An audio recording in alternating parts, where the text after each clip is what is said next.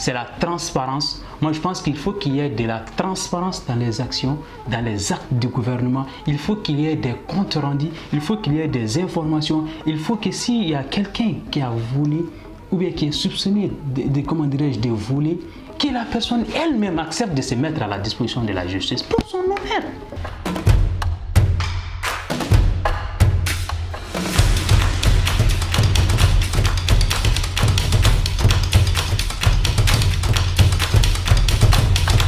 Mais aujourd'hui, pour aller, vers la restauration de cette confiance dont vous parlez, je pense que le meilleur moyen, l'unique moyen d'abord, c'est d'amener cette population d'abord à comprendre qu'est-ce que c'est qu'un État. Qu'est-ce que c'est que l'État? Quel est le fonctionnement de l'État? Quels sont les pouvoirs de l'État? Quelles sont les institutions de l'État? Quelles sont les limites, les rôles des institutions? Qui peut faire quoi et qui doit faire quoi?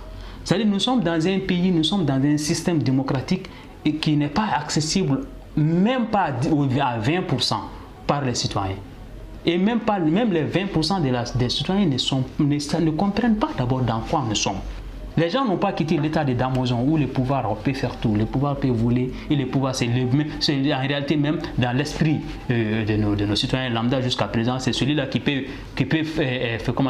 violer la loi sans problème, c'est celui-là qui est un gouvernant. C'est celui-là qui peut brûler le feu et que si les policiers le sifflent, il fait lavaler son sifflet. C'est celui-là, un gouverneur, où il donne la voiture et le policier même va le chercher et jusque dans sa maison pour lui remettre la voiture. C'est celui-là qui peut venir en pleine procédure, faire enlever la personne qu'il veut dans la prison et l'amener aucun jugement. Nous sommes dans ce contexte de compréhension. Nous sommes dans ce contexte de compréhension jusqu'à présent.